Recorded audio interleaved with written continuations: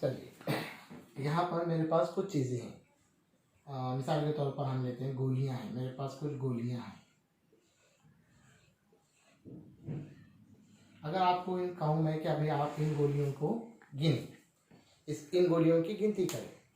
हम इसकी गिनती कैसे करेंगे, कहाँ से शुरू करेंगे गिनती करना? हम समझिए ये गोलियाँ हैं, आपको कहा गया कि भाई इसको गिनो, तो हम गिनेंगे, समझिए शुरू करेंगे। हम एक अदद से शुरू करेंगे ना, एक गोली, ये हो गए 2 3 4 5 6 7 8। कितनी गोलियां हैं हमारे पास? 8 गोलियां हैं। कितनी गोलियां हैं? 8 को हम इस अददी अलामत से हम क्या करते हैं? जाहिर करते हैं। तो किसी भी चीज़ को जब गिनने के लिए कहा जाता है, जैसे समझ लीजिए यहाँ पर मेरे पास कुछ पेंसिल्स हैं, या समझ लीजिए कुछ लकीरें हैं। आपको कहा गया कि भाई इन लकीरों की गिनती करें, इनको गिने। तो गिनने के अमल के लिए हम सबसे पहले एक से ही हम शुरू करते हैं, एक से ही शुरू करते हैं। जैसे मिसाल के तौर पर ये 1 है ना, ये 2 हो गए, ये 3 4 5। कितनी लकीरें हैं? 5 लकीरें हैं, है ना। कुल मिला के कितनी लकीरें हैं? 5। इसका मतलब गिनने की शुरुआत, गिनती करने के लिए हम एक से शुरू करते हैं। तो कैसे गिनते हैं हम लोग? 1 2 3 4 5 6। इस तरीके से आदाद हमारे गिनती के आदाद आते हैं। अगर आपके पास कोई चीज़ें दी जाए, समझ लो आपको, जैसे अब मैं कहूँ कि ये एक शाख है, इस शाख को आप देखिए और बताइए कि इसके ऊपर कितने पत्ते हैं। बताइए इसके ऊपर कितने पत्ते हैं, है ना। गिनिए आप, इसकी गिनती कीजिए आप। तो कैसे शुरू करेंगे आप गिनने का अमल? 1 2 3 4। शाख पर कितने पत्ते हैं? 4 पत्ते हैं। मतलब जैसे अगर आपको कुछ चीज़ों की गिनती करना है तो गिनने का अमल हम एक से ही शुरू करते हैं, यानी गिनने का अमल हम एक से शुरू करते हैं। इसलिए इन आदात को हम गिनती के आदात कहते हैं। गिनती के आदात क्यों कहते हैं? क्योंकि गिनने का अमल हम वहाँ से शुरू कर रहे हैं। समझ लो एक टोकरी में आम है,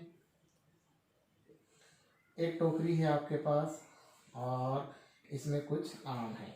आपसे कहा गया कि भाई इन आमों को आप गिनो, इसकी गिनती करो आप। तो गिनने का अमल हम कौन से अदद से शुरू करते हैं? हम एक से ही शुरू करते हैं, है ना। इसकी गिनती करेंगे तो 1 2 3 4 5 6 7 8, अगर एक और बनाते हैं तो 9। टोकरी में कितने आम हैं? 9। मतलब गिनने का अमल या गिनती करने की शुरुआत हम क्या करते हैं? अदद 1 से करते हैं, अदद 1 से करते हैं। चीज़ों की गिनती करने को हम शुरुआत 1 से करते हैं। इसीलिए इन आदात को गिनती के आदात कहते हैं, है ना। और गिनती के आदात कहते हैं, और उसके लिए एक और नाम है, उन्हें तबई अदद भी कहते हैं। यानी गिनती के अदद या तबई अदद एक ही बात है ना। अब यहाँ पर मैं लिख रहा हूँ तबई अदद का ग्रुप में लिख रहा हूँ। देखिए आप कहाँ से शुरू होते हैं। अगर मैं आपसे कहूँ कि सबसे छोटा तबई अदद कौन सा होगा? सबसे छोटा तबई अदद। गिनने का अमल हम कहाँ से शुरू कर रहे हैं? 1 से शुरू कर रहे हैं, इसलिए सबसे छोटा तबई अदद क्या होगा? 1 होगा, है ना। अब अगर कहा जाए कि सबसे बड़ा तबई अदद, सबसे बड़ा तबई अदद। अब आप बताइए सबसे बड़ा तबई अदद का हम तयन कर सकते हैं क्या? है ना, कर सकते हैं क्या? नहीं कर सकते। क्यों तयन नहीं कर सकते? क्यों नहीं बता सकते सबसे बड़ा तबई अदद? इसकी क्या वजह है? बोलिए आप, सोचिए इसको। इसकी क्या वजह है?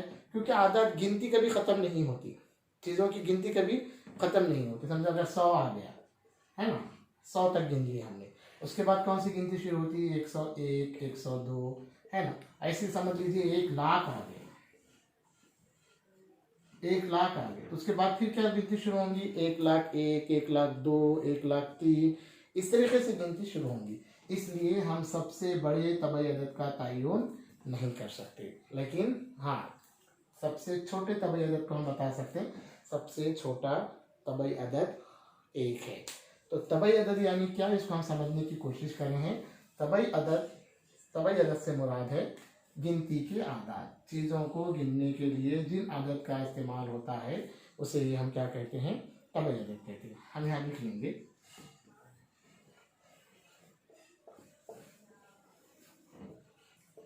गिनती के आदात को ही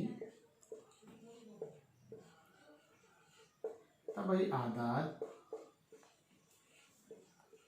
कहते हैं। गिनती के आदात को ही तबई आदात कहते हैं।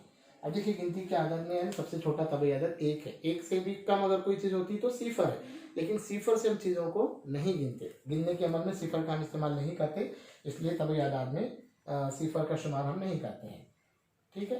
अब तबई आदात कहाँ से शुरू हो रहे हैं, जैसे मैं बताया अभी आपको, एक तबई आदात का हम लोग ग्रुप ले लेते हैं, 1 2 3 4 5। अब ये सिलसिला चलते रहेगा n मतलब कहीं तक, बेशुमार जिसको हम कहेंगे।